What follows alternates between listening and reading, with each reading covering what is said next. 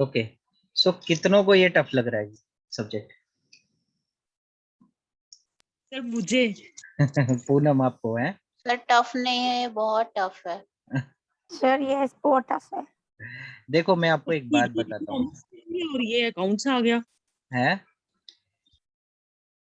क्या बोल रहे करी हो? थी पोस्ट ग्रेजुएशन इकोनॉमिक्स में की थी और ये अलग ही हो गया कुछ।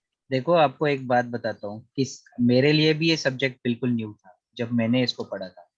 We studied this in department, ठीक है, हमें डिपार्टमेंट स्पेशल ट्रेनिंग करवाता है इसके लिए। आप लोग लकी हो कि अगर ये चीज आप सिलेक्शन ले जाते हो तो आपको ये चीज पढ़नी नहीं पड़ेगी वहां पे। आपको ये ऑटोमेटिक पहले से ही आता होगा, तो आपको सिर्फ डिपार्टमेंटल एग्जामिनेशन देना है and you will get promotion in 18 months. 18 महीने के बाद मतलब राउंड अबाउट 2 years में आप एक प्रमोशन ले सकते हो, ठीक है, सर जैसे मैंने। रिक्रूटमेंट तो वो प्रमोशन बात की बात है। बट बट ये क्वेश्चन बहुत इंपॉर्टेंट है कि यहाँ पे आपको पहले से ही पढ़ाया जा रहा है, सिलेबस में डाला है ताकि आपको आगे फायदा हो। तो इसमें कुछ नहीं है, जितना लेमैन में समझोगे ना हिसाब किताब की तरह, जो साइड छोटी है जो साइड बड़ी है उस हिसाब से हिसाब मेंटेन करना है। अब हमेशा याद रखना, अब तभी मैंने शॉर्टकट बताया था कि all assets will have debit balance, चाहे जो मर्जी हो जाए। कैश कभी भी, कैश अकाउंट एसेट है हमारे लिए, ये कभी भी इसका क्रेडिट बैलेंस नहीं हो सकता, ठीक है। आप देखो, जब आप बात करते हो, अभी किसी किसी ने मुझसे सवाल पूछा था, ये सवाल था, मतलब नाजुक मैम ने ही पूछा था असल में, मुझे याद आया। तो उन्होंने ये पूछा था कि कैश अकाउंट क्रेडिट क्यों नहीं हो सकता, इसका क्रेडिट बैलेंस क्यों नहीं हो सकता, ठीक है। अब देखो, बोला कि मैम का सवाल था कि क्रेडिट जब हम किसी से उधार लेते हैं पैसे, तो उधार के तौर पे फिर वो क्रेडिट साइड में आना चाहिए, बट वो क्रेडिट साइड में नहीं आता, वो डेबिट साइड में आता है। आप देखो कैसे, जैसे for example mister taken loan, आपको लोन की एग्जांपल कराई थी, from mister C of ₹5,000, right. तो इसमें अकाउंट क्या आएगा कि जब एक तो आएगा cash to mister C, loan from mister C mister account, C and दूसरा आएगा आपका कैश अकाउंट। तो कैश अकाउंट क्या होगा? डेबिट होगा, डेबिट होगा। क्योंकि आपके पास 5,000 रुपया आ रहा है। और loan from mister C will be a liability, और लाइबिलिटी का जब भी क्रिएशन होता है तो वो क्या होता है? क्रेडिट होता है। अब ये आपकी जर्नल एंट्री है, ठीक है। तो आप देखो कैश अकाउंट जो है क्या हो रहा है? डेबिट हो रहा है। तो आपको कहाँ लिखना पड़ेगा?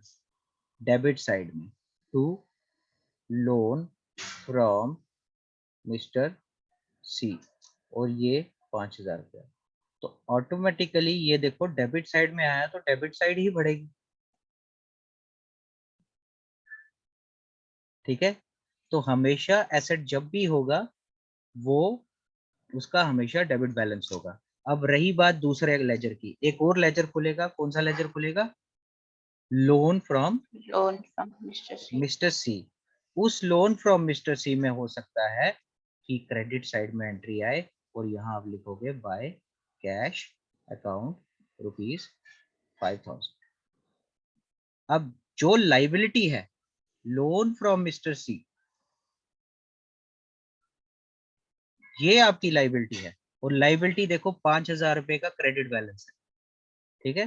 तो लाइबिलिटी का हमेशा क्रेडिट बैलेंस होगा, एसेट का हमेशा डेबिट बैलेंस होगा, एक्सपेंसेस और लॉसेस का हमेशा डेबिट बैलेंस होगा, और इनकम और गेन का हमेशा डेबिट बैलेंस होगा। जैसे फॉर एग्जांपल एक्सपेंसेस की अब बात करेंगे, तो इसको देखो, आपका डेबिट साइड बड़ी है तो इसका हमेशा डेबिट बैलेंस होगा। 400 यहाँ लिख दोगे, 400 यहाँ लिख दोगे, यहाँ पे कर दोगे बाय बैलेंस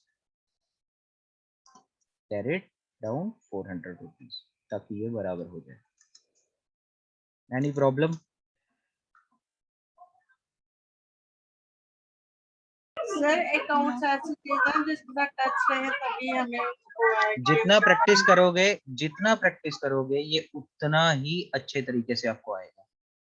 हम लोगों के भी ऊपर से जाता था कि यार हम सिलेक्ट तो हो गए लेकिन ये हमें पढ़ा क्यों रहे हैं। तो जब हमारे को डिपार्टमेंट में पढ़ाते हैं तो वहाँ पे इतना खास नहीं पढ़ाते, तो हमें स्पेशल ट्यूशंस लेनी पड़ी इसको समझने के लिए, जो कि आप आज कर रहे हैं। ठीक है, तो ये थोड़ा सा कॉम्प्लिकेटेड है। कॉमर्स बैकग्राउंड के जो बच्चे हैं उनके लिए इजी रहता है थोड़ा सा, बट हम लोगों के लिए स्पेशली जो आर्ट्स के स्टूडेंट हैं, ठीक है, उन लोगों के लिए थोड़ा टफ है। जो इंजीनियरिंग वगैरह करके आए हुए हैं उन लोगों के लिए थोड़ा सा आना है। मैथमेटिकल कैलकुलेशंस है, बराबर करना है आपने। एक side left LHS is equal to RHS, mathematics में पढ़ते थे बस वैसे ही करना है आपने। ठीक है, और ट्रिक्स याद रखनी है। इस साइड 2 आता है और इस साइड बाय आता है। ठीक है, तो अगर राइट इस साइड का बैलेंस बड़ा है डेबिट साइड का तो हमेशा बाय आएगा, क्योंकि यहाँ वाली साइड को बराबर करना है आपने। ठीक है, तो if an asset is having debit balance, if an asset is having debit balance, then you have to write by balance carried down on the right side. ठीक है, बट अगर किसी का क्रेडिट बैलेंस हो then you have to write to balance carried down. कोई problem? Sir अगर credit होगा तो ब्रॉड डाउन आएगा ना। देखो जरूरी नहीं हो आप कैरिड डाउन लिखो ब्रॉड डाउन लिखो, दोनों एक ही चीज है, कोई मसला नहीं है उसमें। ठीक है सर। ठीक है सर जी, हाँ जी, सर जी जब पहले आपने बताया था ना, जब आपने कोई भी चीज ट्रस्ट में दे दी तो सर वो हमारे लिए एक्सपेक्टेशन हुआ तो वो हमारे लिए क्रेडिट होगी। क्या चीज? सर आपने बताया था ना एक दिन जब परचेस होते हैं ना, purchase account, right right right right right. Credit होता है जब हम कोई भी चीज चैरिटी में दें, जहाँ तो कोई भी चीज हम किसी को दे तो वो होगा। हाँ, अदर देन सेल्स अगर स्टॉक में कमी आए, वो आपको एक नोट हाँ लिखवाया था मैंने। सर, तो दूसरी तरफ सर हमारे लिए वो लॉस भी तो है। हाँ तो लॉस ही है ना, तो और क्या है? लॉस का तो ऑलवेज सर डेबिट बैलेंस होता है। अरे इधर देखो, आप ना लॉजिक नहीं लगाते हो, पूछ लेते हो लेकिन लॉजिक नहीं लगाते हो। देखो, loss by fire of goods worth ₹5,000, right? ये आपका क्वेश्चन है। इसका आएगा लॉस बाय फायर एक अकाउंट। पहले तो आप बताओगे कि लॉस किसकी वजह से हुआ, दूसरा आप माइनस करोगे कहाँ से हुआ है, परचेजेस से, स्टॉक से या परचेजेस उसको बोल सकते हो, क्योंकि stock is itself A purchase. Stock बनता किससे है? जब हम परचेजेस करते हैं, इसको हम स्टॉक भी बोल, इसको हम परचेजेस भी बोल सकते हैं। ठीक है, वेयर एज जब सेल्स की बात करेंगे तब स्टॉक को सेल्स नहीं बोल सकते, ये सेल्स सिंपल ही आएगा। अभी तो फिलहाल जब तक स्टॉक हमारे पास है तो ये एक परचेजेस है जो हमने की है, तो उसी परचेजेस में से आपका माइनस होगा, तो परचेजेस अकाउंट आपका क्रेडिट होगा और लॉस बाय फायर आपका डेबिट होगा। ठीक है, क्योंकि लॉस हमेशा क्या होता है रियाज, लॉस हमेशा क्या होता है? Sir debit. डेबिट होता है। ठीक है, अब आपका क्वेश्चन ये है कि यहाँ पे लॉस बाय फायर आना चाहिए या यहाँ पे परचेजेस को माइनस करना है, पहले ये बताओ।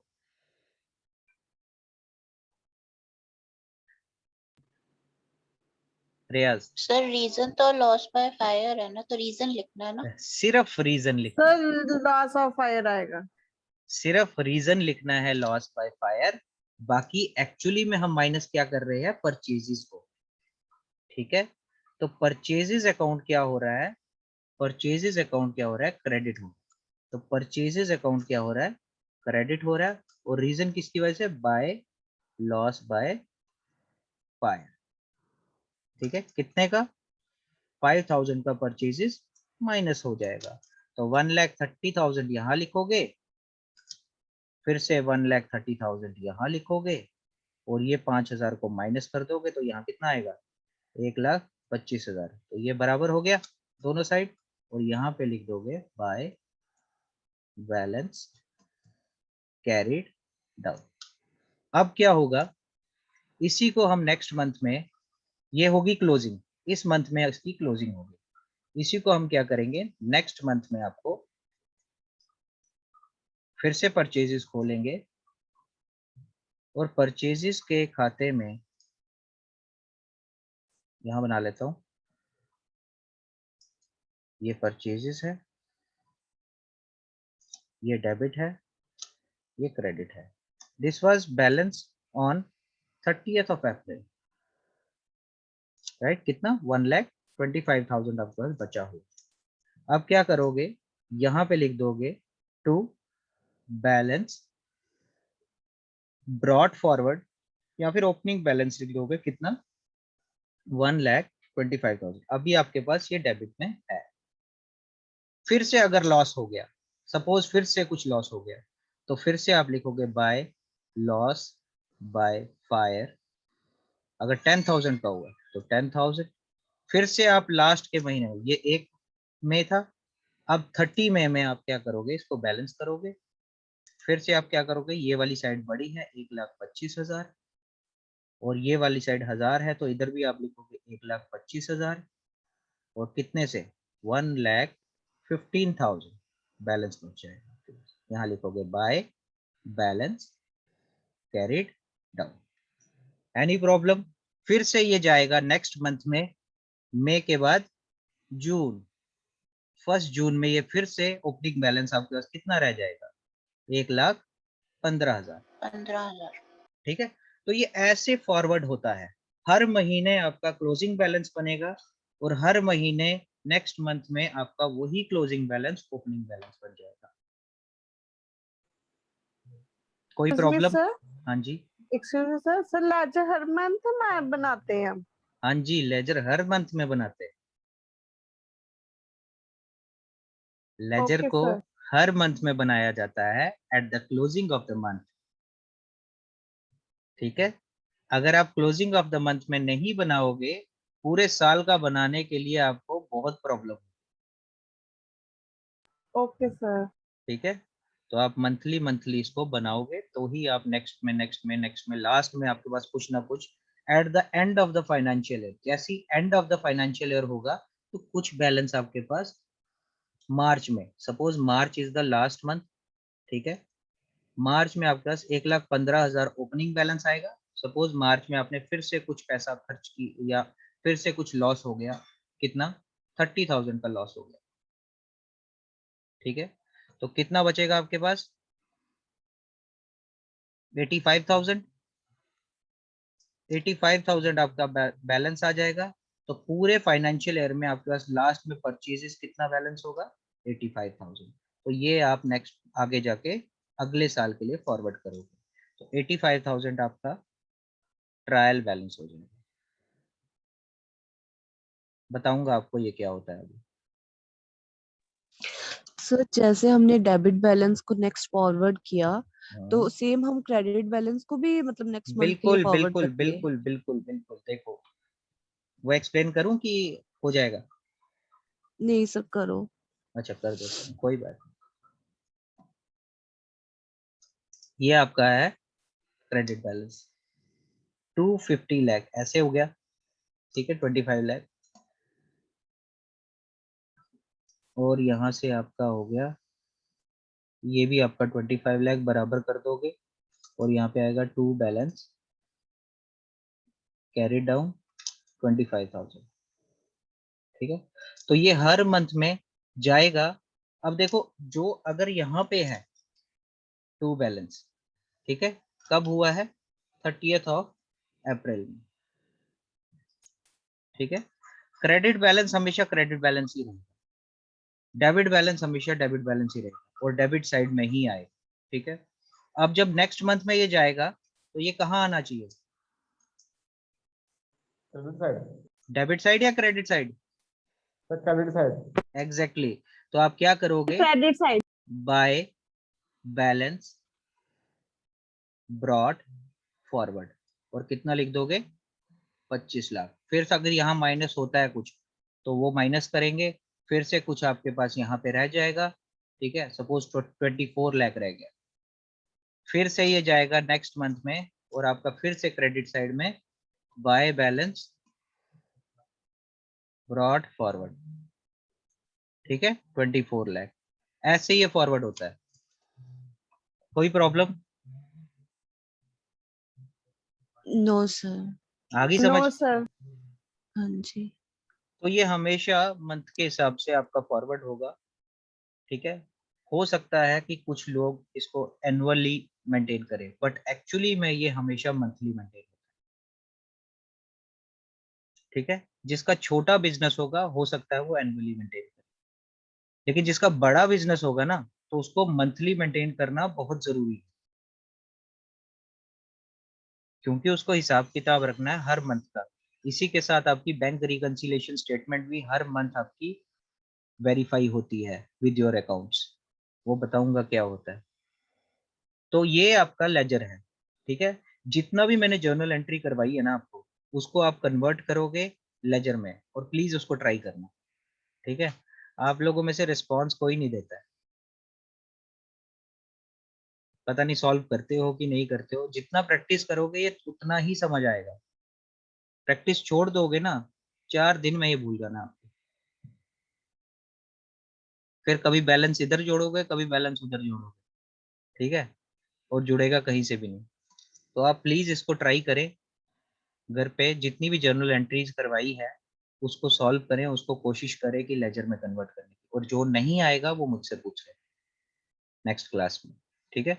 तो नेक्स्ट में हम पढ़ेंगे ट्रायल बैलेंस, ठीक है। मोस्ट इंपॉर्टेंट टॉपिक, क्वेश्चंस उसमें से जरूर फंसते हैं।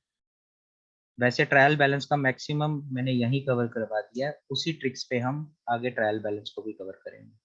जैसे ट्रायल बैलेंस खत्म होगा हम उसके बाद पकड़ेंगे बैंक रिकंसिलिएशन स्टेटमेंट, और जैसे बैंक रिकंसिलिएशन स्टेटमेंट खत्म होगा और next topic the most important that is final accounts, जो कि अकाउंटेंसी का पोर्शन है, हम वो पढ़ेंगे, ठीक है। सो आज के लिए हम इतना ही करते हैं। सर सबसे टफ कौन सा टॉपिक है सर इसमें?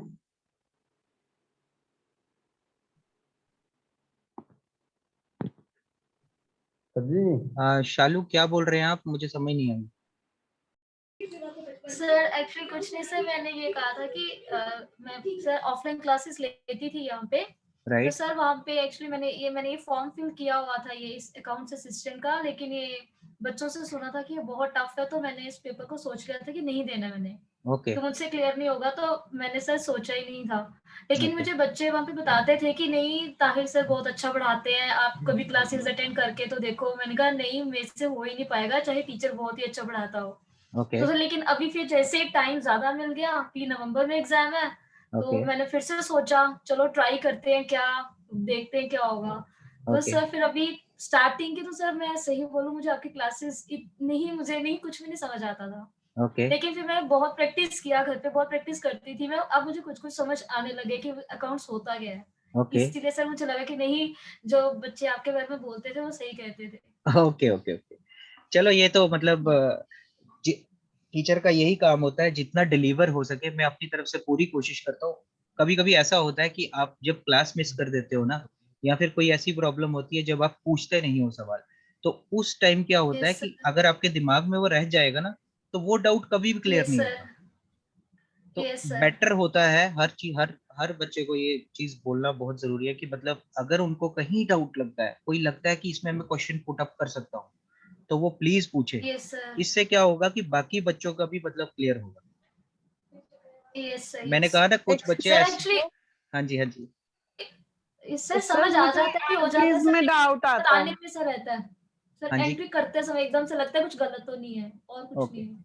अभी बहुत जल्द ऑफलाइन क्लासेस शुरू होने वाली है, तो स्पार्क इंस्टीट्यूट सर में ही आप पढ़ो। मतलब क्लासेस के लिए जिसको मतलब हो सकता है कि दोबारा से होता है ना, वो उसमें री एडमिशन वगैरह का कंसेप्ट होता है कि आप यस सर। दोबारा से यस पढ़ो, सर। तो मोस्ट वेलकम है जिसको पढ़ना होगा।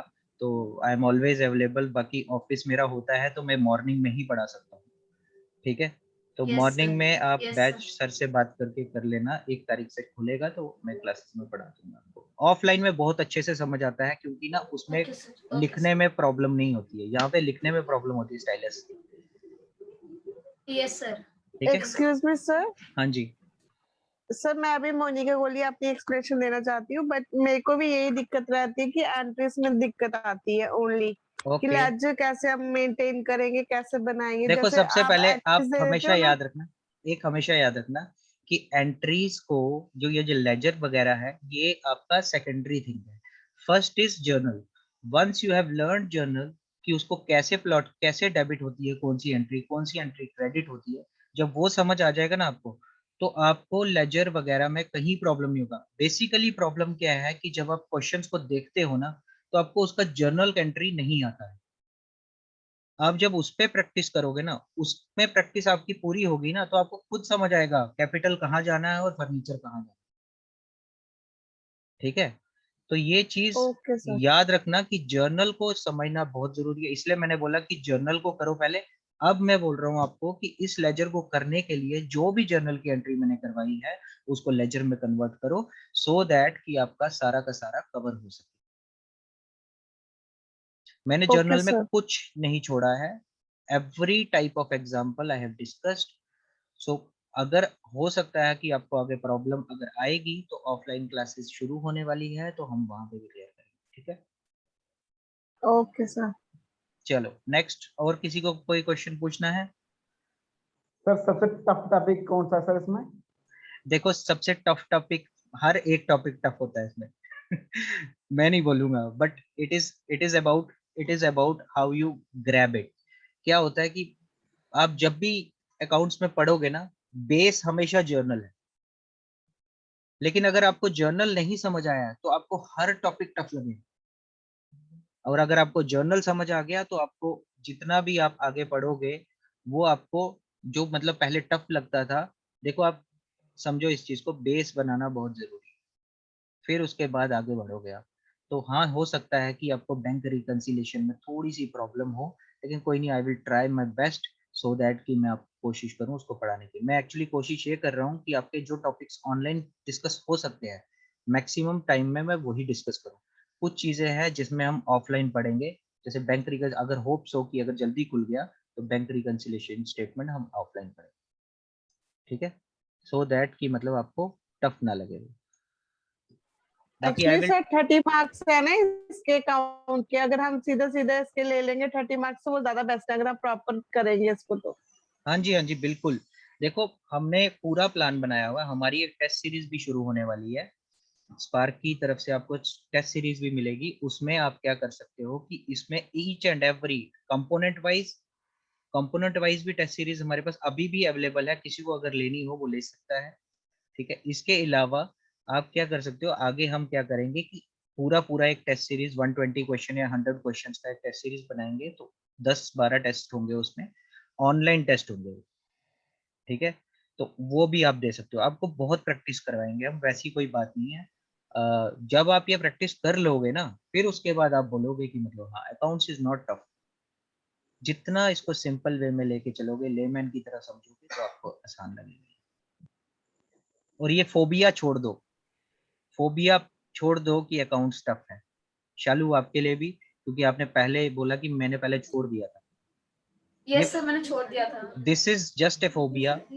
हर बंदे के लिए एक सब्जेक्ट कोई नया अगर इन्वॉल्व होता है वो हमेशा नया होता है, मेरे लिए भी नया था, बट आज के टाइम पे मैं आपको पढ़ा रहा हूँ।